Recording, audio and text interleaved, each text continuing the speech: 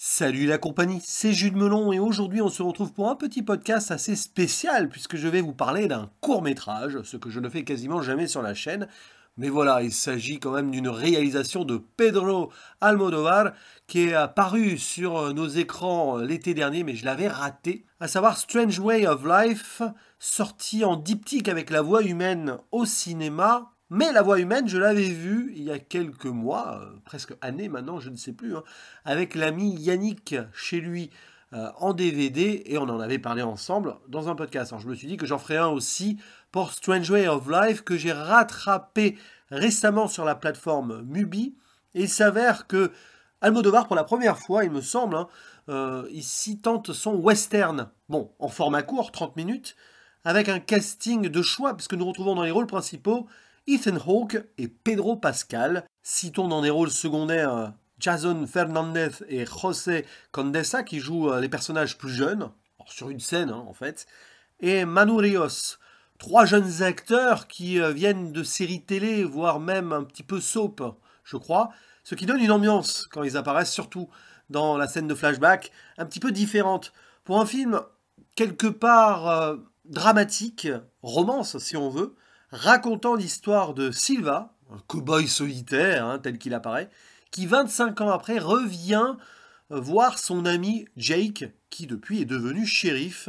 Et les deux vont se remémorer certaines choses et retrouver cette passion plus qu'amicale ensemble. Oui, c'est du Pedro Almodóvar.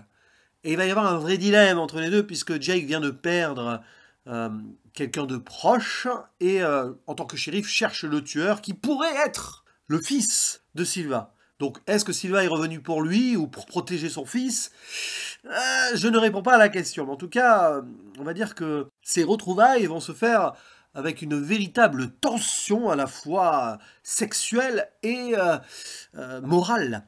Bref, c'est trop court. Voilà ma réaction après le visionnage de ce petit métrage. Il y a une véritable frustration parce que tu sens que tu aurais pu un peu plus développer, mais qu'on est finalement devant un exercice de style.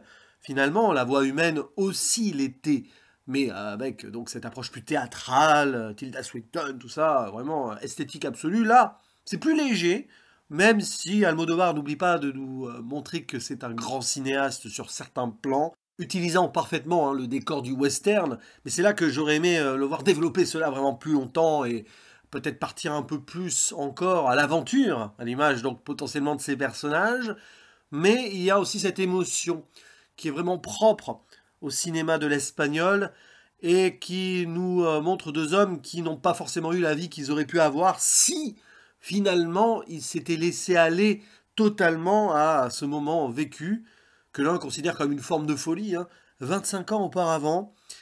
Et il y a ce questionnement aussi, du coup, voilà, il y a ce ranch là. Qu'est-ce que feraient deux hommes dans un ranch? Et c'est très amusant parce qu'il y a un écho ici indirect au film Brokeback Mountain que Almodovar aurait pu réaliser. Il faisait partie de cette shortlist de réalisateurs et tout. Et là, on se demande s'il n'a pas voulu faire une petite, on va dire, référence à ce métrage qu'il a peut-être vraiment apprécié, hein, au demeurant, avec ici une réponse donnée à ce que je crois le film Brokeback Mountain laisse en suspens. Et sinon, on peut parler des deux acteurs principaux quand même, hein. Ethan Hawke en mode très ténébreux, comme ça, avec la voix bien caverneuse et grave, ça fait vraiment bon, ce qu'on attend un petit peu de ce genre de film. Pedro Pascal un peu plus, on va dire, détendu, mais quand même, il y a cette gravité-là. Il y a une belle alchimie entre ces deux comédiens, vraiment.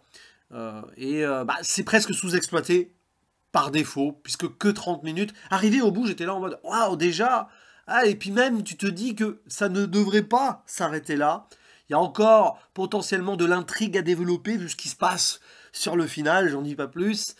Et ouais, c'est presque un coup d'épée dans l'eau par le fait que ça ne dure que ce laps de temps très réduit.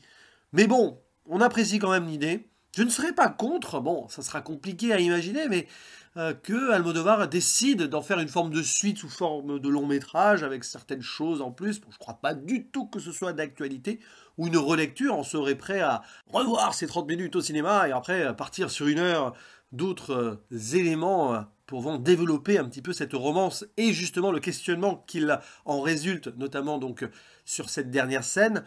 Mais voilà, après, ça reste quand même un bel essai, avec une belle musique aussi dès le début. Je crois que c'est chanté en portugais, c'est assez étonnant.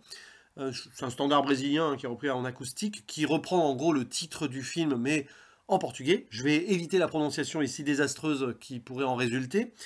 Mais ouais, toujours, hein, avec Almodovar, il y a quelque part d'autres arts qui interviennent à travers son cinéma. Bon, ici c'est restreint par rapport à ce qu'il a pu faire par ailleurs, mais on a ce côté-là toujours dans son cinéma.